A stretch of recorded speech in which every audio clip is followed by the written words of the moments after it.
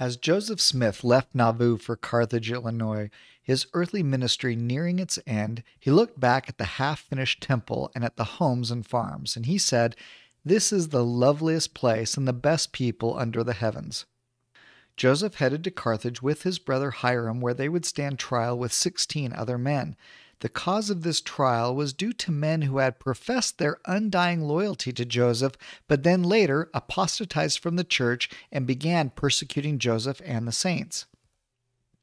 Late in the evening on June 24, 1844, around 11:45 p.m., Joseph and Hyrum Smith and the other men arrive in Carthage.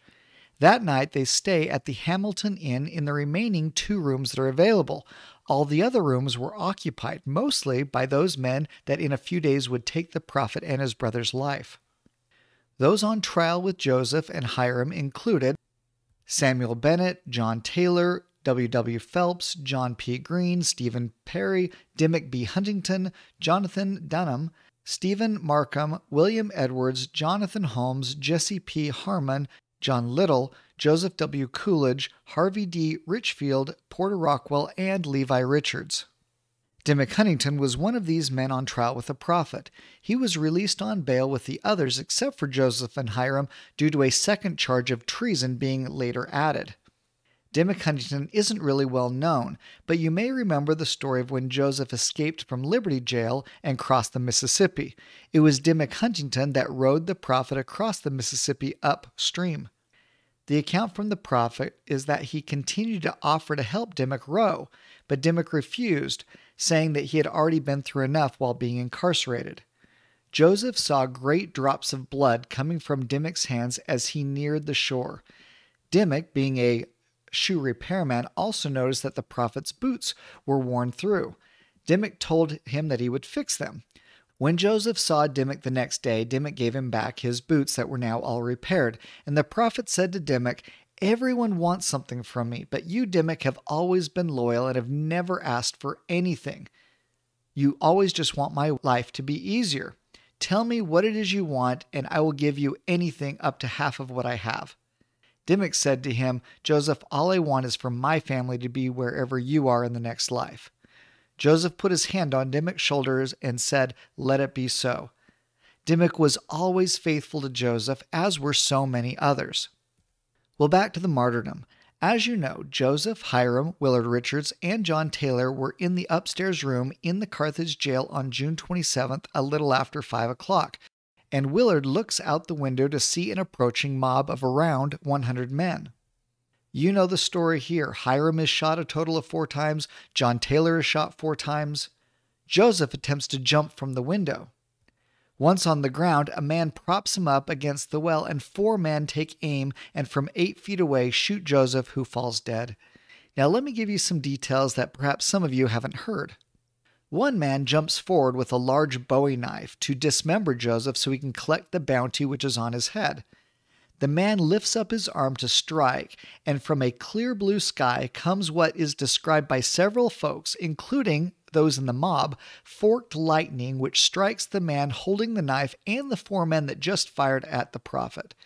These men are temporarily paralyzed to the point that the other members of the mob have to pick them up and carry them to a wagon and put them in so they can escape before the Nauvoo Legion arrives. The mob thought that the Nauvoo Legion would be there shortly to avenge the prophet's death. This leaves Willard Richards with a wounded John Taylor and the bodies of the prophet and his brother for him to deal with.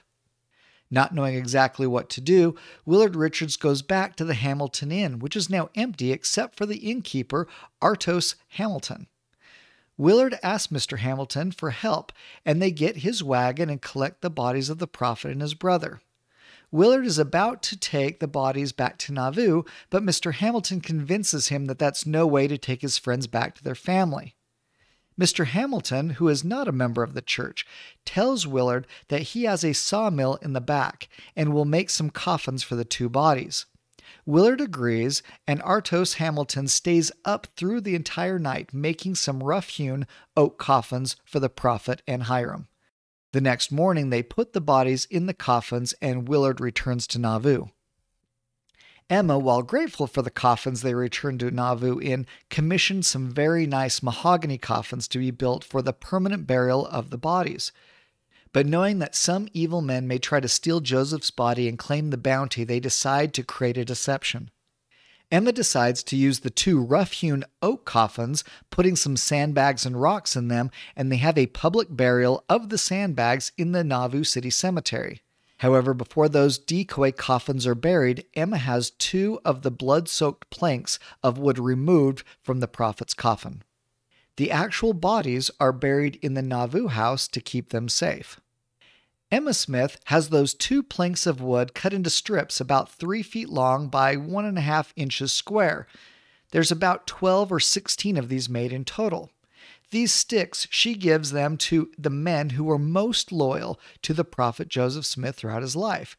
They were given to many, including Brigham Young, Willard Richards, John Taylor, Heber C. Kimball, as well as less well-known figures, including Peregrine Sessions, Joseph Bates Noble, and you guessed it, Demick Huntington.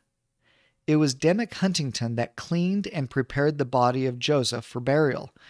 Emma trusted him, and she knew that Joseph trusted him, and that he had always been loyal. Demick asked Emma if he could have a locket of the prophet's hair. She granted that, and he took a locket. Demick took his oak stick that Emma had given him and had it lathed into a gentleman's cane. Demick took the locket of hair and placed it beneath a pewter top with a glass piece on the top so you could see the prophet's hair. In fact, most of the men who got one of these sticks had them fashioned into canes. These are known as the Coffin Canes of the martyrdom of Joseph Smith. Most any photo of Willard Richards has him with his coffin cane. 13 years later, in Salt Lake City at General Conference, Heber C. Kimball, now first counselor in the first presidency under Brigham Young, says this at the end of his talk. How much would you give for even a cane that Father Abraham had used, or a coat or ring that the Savior had worn?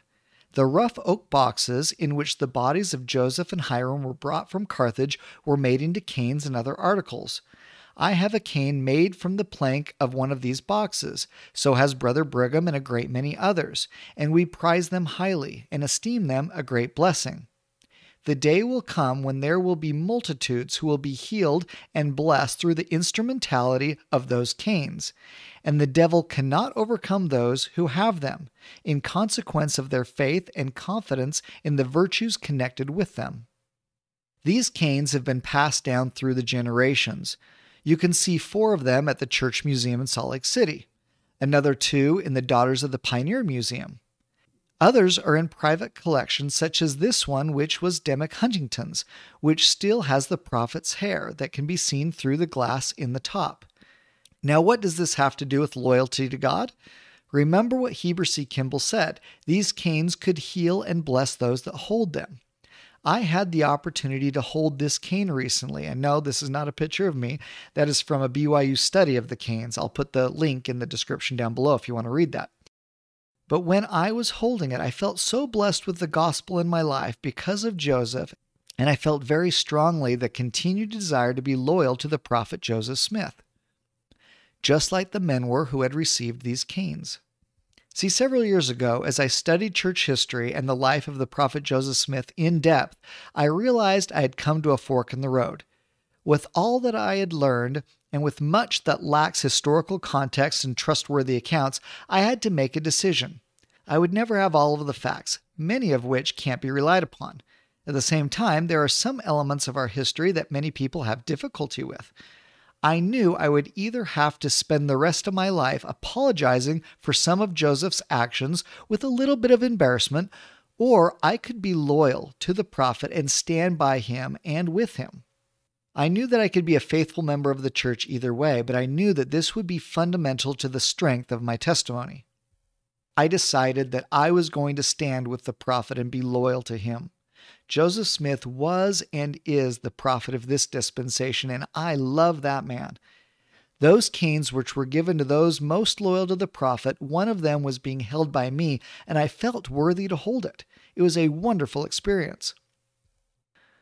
I love Joseph's loyalty to God. Joseph Smith, in giving an account of the first vision, said, quote, I had actually seen a light, And in the midst of that light I saw two personages, and they did in reality speak to me. And though I was hated and persecuted for saying that I had seen a vision, and while they were persecuting me, reviling me, and speaking all manner of evil against me falsely for so saying, I was led to say in my heart, why persecute me for telling the truth? I've actually seen a vision, and who am I that can withstand God? Or why does the world think to me to deny what I have actually seen? For I've seen a vision, I knew it, and I knew that God knew it, and I could not deny it. When we have received a witness of the truthfulness of the Book of Mormon or of the prophet, do we find ourselves loyal to God? Loyalty in the topical guide. It references words including faithfulness, obedience, steadfastness, and trustworthiness. Joseph was certainly all of those things, which is why he was loyal to God. But how can we be loyal? Nephi gives a great example. Lehi, who was not only his father but also a prophet, asked him to get the plates from Laban. What did Nephi say? And it came to pass that I, Nephi, said unto my father, I will go and do the things that the Lord hath commanded, for I know the Lord giveth no commandments unto the children of men, save he shall prepare a way for them, that they may accomplish the thing which he commandeth them. And he wasn't just loyal at that moment when it was easy before the journey had even started. He remained loyal even when things got hard and was asked to do things he wasn't comfortable doing. He remained loyal to the prophet Lehi and God. There is something about stories of loyalty in the scriptures that really make me tear up. We all know the story of Peter, who denied Christ 3 times. In other words, he wasn't being loyal. However, the rest of his life he showed unwavering loyalty to God. While we don't know for sure, tradition has it that when Peter was about to be crucified, he told his persecutors that he wasn't worthy to be killed in the same manner as his Lord and requested that he be crucified upside down. Loyalty to the end. If we want to be loyal to God, we must do as those in the scriptures have done. First and foremost, we need to be loyal to our modern-day prophet. That means being faithful, obedient, steadfast, and trustworthy to those things that he asks us to do. We have all been taught that if we follow the prophet, we won't be led astray. We even have songs that say that. We know this to be the case, but when he asks us to do things that are difficult or against previous beliefs, do we follow or do we wane? Will we be able to stand and say, I was loyal to the prophet, I was loyal to God and his appointed servants on the earth? In this day and age, the alternative, if chosen, may be more difficult to remain a faithful member of the church. We need to decide now if we will be loyal to God and his chosen prophet. If you dig deeper into loyalty, it is very closely tied to trust. Think about it from a military perspective. When soldiers are loyal to their commander at a foundational level, they trust that individual's leadership and decisions. And the stronger that feeling of trust, the stronger the bond of loyalty is. Inversely, if there is no loyalty, you can infer that there is a lack of trust in the relationship. I think you can extend this further to say that from a spiritual perspective, if we don't feel a strong sense of loyalty to God and his appointed leaders, we may have a lack of trust there. A lack of trust either prevents the growth of our testimony or erodes some of the testimony that we have. So foundationally, to build our testimony requires us to trust God and his appointed servants, which can be expressed through our feelings of loyalty to God and these church leaders. In other words, feelings of loyalty or lack thereof can be used as a personal litmus test or a windsock for which direction our testimony is heading. Remember the Lord's promise in Amos 3:7. Surely the Lord God will do nothing, but he revealeth his secret unto his servants the prophets. God tells us that we can trust his authorized servants. So when and how can we pledge our loyalty to God? The Lord gives us that opportunity each week as we partake of the sacrament, where we renew our baptismal covenant and take upon ourselves his name, meaning we will be loyal to him and continue to work towards becoming like him. And we should always remember who is loyal to us. In Deuteronomy 7:9 it says, Know therefore that the Lord thy God, he is God, the faithful God, which keepeth covenants and mercy with them that love him and keep his commandments to 1,000 generations. May we all show more loyalty to God and His authorized servants. Thanks for watching.